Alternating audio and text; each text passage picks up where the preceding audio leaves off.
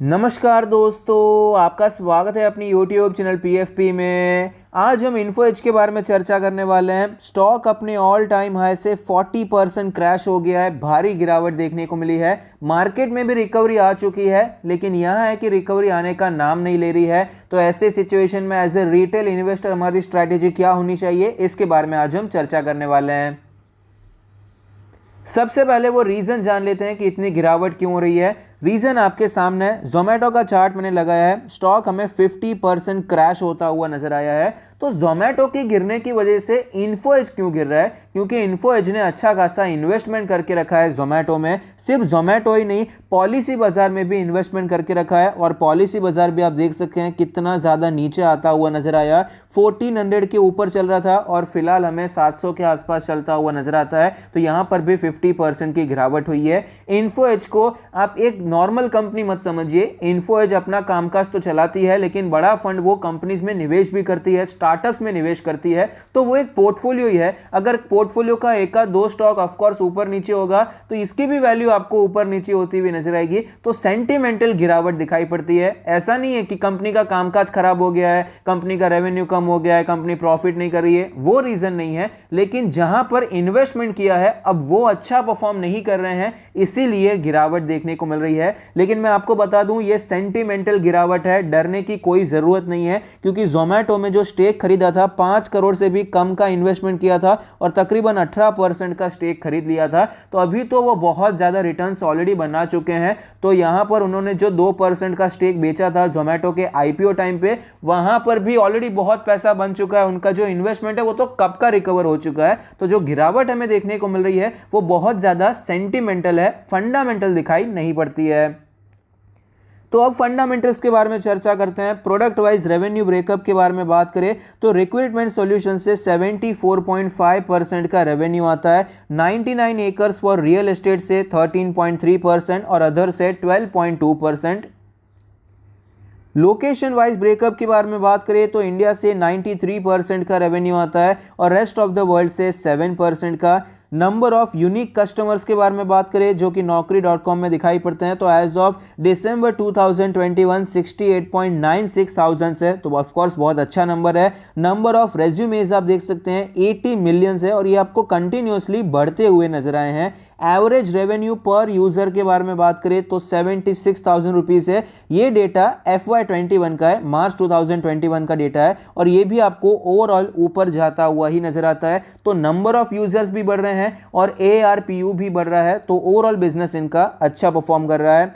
Financial trend के बारे में बात करें तो आप देख पाएंगे फाइनेंशियल ट्रेंड हमें काफ़ी ज़्यादा ऊपर नीचे होता हुआ नजर आता है। 2020 में कंपनी ने घाटा भी किया था, 0.24 थाउजेंड करोड़ का लॉस देखने को मिला था, लेकिन एक अच्छा बाउंस बैक आया, रेवेन्यू भी बढ़ा और प्रॉफिट भी हमें बढ़ता हुआ नजर आया है। शेयर होल्डिंग पैटर्न के बारे में बात करें तो टोटल प्रमोटर होल्डिंग है 38.4%, जिसमें से कुछ प्लेज नहीं है। Mutual fund 11.04%, other DIA 3.33%, FII 36.37%, retail and others में है 10.87% की हिस्सेदारी और रिटेल इन्वेस्टर्स के बारे में बात करें 3-4% की हिस्सेदारी दिखाई पड़ती है। तो ओवरऑल स्ट्रॉन्ग हैंड्स में कंपनी चल रही है। हालांकि मैं प्रेफर करता हूं कि प्रमोटर होल्डिंग हमें 50% से ज्यादा नजर आए, लेकिन यहां पर वो दिखाई नहीं पड़ता है, 38% की है। एनालिस्ट के रेटिंग के बारे में बात करें 21 एनालिस्ट ने स्टॉक को कवर किया है, जिसमें से 42% का मानना है कि स्टॉक में खरीदारी करनी चाहिए। इसका मतलब है कि ज्यादातर लोग यहां पर बियरिश है। हायर साइड पे 87% का अपसाइड है, मीडियन है 24% का अपसाइड और लोअर साइड है 22% का डाउनसाइड। तो क्या ये लेवल्स आ सकते हैं? नहीं आ सकते। हम चार्ट पर देखेंगे 57,000 करोड़ की मार्केट कैप है, 4 का पीई रेशियो है। इतना ज्यादा सस्ता पीई रेशियो इसीलिए नजर आ रहा है क्योंकि जोमेटो का जो 2% का हिस्सा बेचा था उसके कारण वन टाइम प्रॉफिट देखने को मिला है। तो ये वन टाइम प्रॉफिट है, बार बार नहीं आने वाला है। तो जैसे ये ट्रेलिंग 12 मंथ्स का जो पी रेशियो हमें दिखाता है, ये क्वार्टर वो चला जाएगा तो आपको वापस पी रेशियो नॉर्मल होता हुआ नजर आ जाएगा। स्टॉक के चार्ट पर हमें क्लियरली पता चलता है कि 7,500 के लेवल से स्टॉक में गिरावट देखने को मिली। 200 डेज की मूविंग एवरेज के आसपास कंसोलिडेट करने की कोशिश की, लेकिन स्टॉक वहां सस्टेन नहीं हो पाया, गिरावट कंटिन्यू रहती हुई नजर आई और फिलहाल स्टॉक हमें नीचे की रेंज में साइडवेज होता हुआ नजर आया है, सपोर्ट लेने की कोशिश करता हुआ नजर आता है। फिलहाल ये स्टॉक अपने सारे मूविंग एवरेज के नीचे है, 100 डेज का मूविंग एवरेज भी क्रॉस ओवर कर चुका है, तो भयंकर वीकनेस देखने को मिल रही है। डेली RSI 42.34 है, मोमेंटम नीचे के साइड के भी दिखाई पड़ता है। वीकली चार्ट के बारे में बात करें तो वीकली चार्ट पे हमें नजर आएगा जनरली ये स्टॉक के लिए इसका 50 वीक्स का मूविंग एवरेज एक इंपॉर्टेंट सपोर्ट होता है। जब भी स्टॉक यहां पर आता है एक बाइंग एमर्ज होती हुई नजर आती है, लेकिन फिलहाल तो स्टॉक 100 वीक्स को भी ज्यादा रिस्पेक्ट नहीं कर रहा है, उसके भी नीचे आने की कोशिश करता हुआ नजर आता है। वीकली RSI 37 है, काफी ज्यादा वीकनेस हमें यहां पर दिखाई पड़ती है। स्टॉक के इंपॉर्टेंट लेवल्स के बारे में बात करें तो सपोर्ट आप देख पाएंगे 4000 से करके 4200 का जो जोन है एक इंपॉर्टेंट सपोर्ट की तरह नजर आता है, क्योंकि 2021 के फर्स्ट हाफ में यहां पर 3 बार ये सपोर्ट लेकर हमें बाद में ऊपर जाता हुआ नजर आया, एक अच्छी रैली देखने को मिली थी और फिलहाल भी स्टॉक इसी सपोर्ट को रिस्पेक्ट करता हुआ नजर आता है। रेजिस्टेंस के बारे में बात करें 5200 का इंपॉर्टेंट रेजिस्टेंस है, गिरावट हुई, एक बाउंस आया, फिर से नीचे आया, रीटेस्ट करके वापस आपको नीचे आता हुआ नजर आया, तो ये लेवल काफी इंपॉर्टेंट हो जाता है। जब तक ये स्टॉक 5200 के ऊपर निकल नहीं जाता है तब तक यहां पर हमें शॉर्ट टर्म के लिए खरीदारी बारे में नहीं सोचना चाहिए, कोई मोमेंटम हमें देखने को नहीं मिल सकता है। उसके बाद भी ऑफ कोर्स रेजिस्टेंस तो बहुत सारे है, 5500 का है, ये जो 5800 के आसपास का लेवल है ये भी रेजिस्टेंस है, लेकिन एक पहला साइन हमें तभी मिल पाएगा जब ये 5200 के ऊपर सस्टेन हो जाता है और हायर हाई बनाना शुरू कर देता है।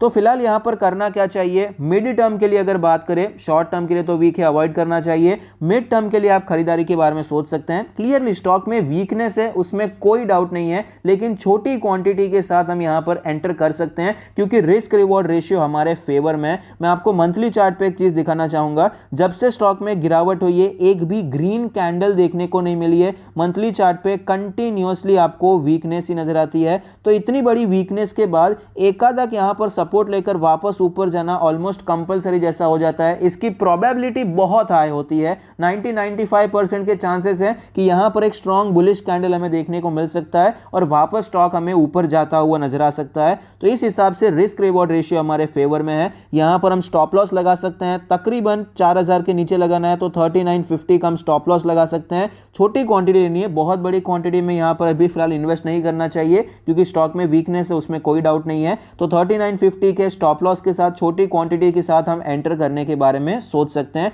रिस्क रिवॉर्ड रेशियो क्योंकि फेवरेबल नजर आता है। लॉन्ग टर्म के बारे में बात करें तो जैसा कि मैंने पहले ही कहा, जो गिरावट हो रही है मेरी समझ के हिसाब से तो सेंटिमेंटल है। कंपनी में फंडामेंटली कुछ गलत नहीं हुआ, इनका जो ऑपरेशनल बिजनेस है वहां पर कुछ गलत नहीं हुआ है, उल्टा अभी तो इनको वन टाइम का बड़ा प्रॉफिट हुआ है जोमेटो में 2% का स्टेक बेच के। तो फिलहाल जो गिरावट हो रही है वो मेरे हिसाब से सेंटिमेंटल है। जोमेटो और पॉलिसी बाजार गिर रहे हैं, इसीलिए स्टॉक्स में गिरावट हो रही है। आपको क्या लगता है मुझे कमेंट बॉक्स में जरूर बताइए। तो ये रीजन को ध्यान में रखते हुए जो हाई रिस्क टेकर है वो निवेश करने के बारे में सोच सकते हैं, क्योंकि अभी ये रिस्क हमेशा बनने ही वाला है। जोमेटो में कुछ भी प्रॉब्लम हुआ तो ये स्टॉक भी आपको नीचे आता हुआ नजर आएगा, पॉलिसी बाजार में कुछ प्रॉब्लम हुआ तो भी ये स्टॉक आपको नीचे आता हुआ नजर आएगा। तो ये रिस्क हमेशा यहां पर आपको दिखाई पड़ने वाला है। तो ये ध्यान में रख के आप यहां पर लॉन्ग टर्म के लिए निवेश करने के बारे में सोच सकते हैं।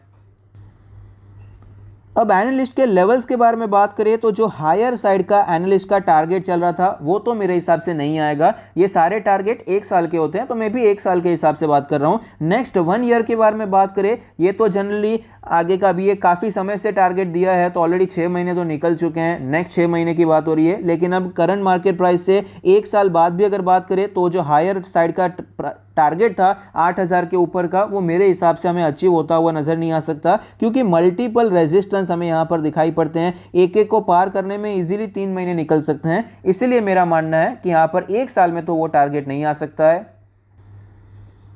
मीडियन का जो लेवल था वो 20% का अपसाइड था, वो मेरे हिसाब से अचीवेबल है, उसमें कोई बड़ी बात नहीं है। नेक्स्ट एक साल में 20% का अपसाइड मिल सकता है। अब बात करें गिरावट के बारे में, ये बहुत ही ज़्यादा इंपॉर्टेंट है। तो यहाँ पर जो 20% का डाउनसाइड बताया जा रहा था, क्या उतनी गिरावट स्टॉक में दिखाई पड़ सकती है? तो अगर ये 4000 का लेवल तोड़ देता है तो उतनी गिरावट हमें दिखाई पड़ सकती है, उसमें कोई बड़ी बात नहीं है। स्टॉक आपको नीचे आता हुआ नजर आ सकता है, क्योंकि स्टॉक में उसके बाद जो इंपॉर्टेंट लेवल्स नजर आते हैं, ये जो पूरा जोन है ये इंपॉर्टेंट लेवल की तरह में नजर आ सकता है। यहां पर कहीं पर भी स्टॉक सपोर्ट लेने की कोशिश कर सकता है। 3100 से करके 3800 का ये वाइड रेंज है, कहां पर सपोर्ट लेगा ये बताना मुश्किल हो सकता है। तो 20% का डाउनसाइड पॉसिबल है अगर 4000 का लेवल टूट जाता है। तो इसीलिए हमने ऑलरेडी 3950 का स्टॉप लॉस भी डिसाइड किया है। कंपनी के पॉजिटिव्स के बारे में बात करें तो फंडामेंटल्स कंपनी के अच्छे नजर आते हैं, उसमें कोई डाउट नहीं है। उल्टा कंपनी ने जो 5 करोड़ का निवेश किया था जोमेटो में, उतने रिटर्न्स यहां पर बन चुके हैं, उतनी वेल्थ यहां पर जनरेट हो चुकी है कि जो इन्फो एज का मार्केट कैप है उसका कुछ 20 या 30% का हिस्सा तो वो जोमेटो का स्टेक ही उतना वैल्यू हो जाता है। तो ऑफकोर्स फंडामेंटल्स तो हमें ऑपरेशनल बेसिस पे भी अच्छे नजर आते हैं, डिसेंट ग्रोथ नजर आती है, डीआईएस का स्टेक भी ऊपर जा रहा है। नेगेटिव्स के बारे में बात करें, टेक्निकल्स काफी वीक हैं, एफआईआई का स्टेक नीचे जा रहा है, मोस्ट ऑफ द एनालिस्ट भी हमें बियरिश नजर आते हैं। और ये मेन इंपॉर्टेंट है कि जोमेटो और पीबी फिनटेक यानी कि पॉलिसी बाजार के स्टॉक नीचे जा रहे हैं, ये नेगेटिव है। ये अगर अभी ऊपर चले भी जाते हैं तो फ्यूचर में जब भी इनके शेयर्स गिरेंगे तभी भी आपको इन्फो एज में प्रॉब्लम देखने को मिल सकती है।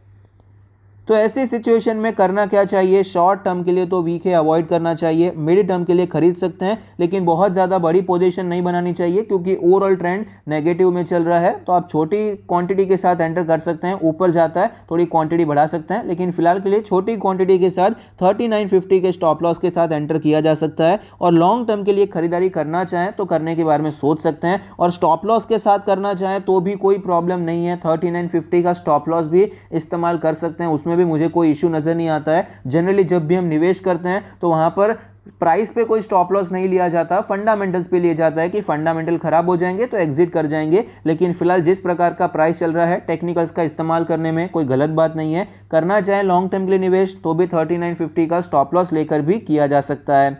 आई होप आपको ये वीडियो पसंद आता है, आपके इन्वेस्टमेंट और ट्रेडिंग डिसीजन में आपको ये मदद करता है। Thank you, stay happy, happy investing.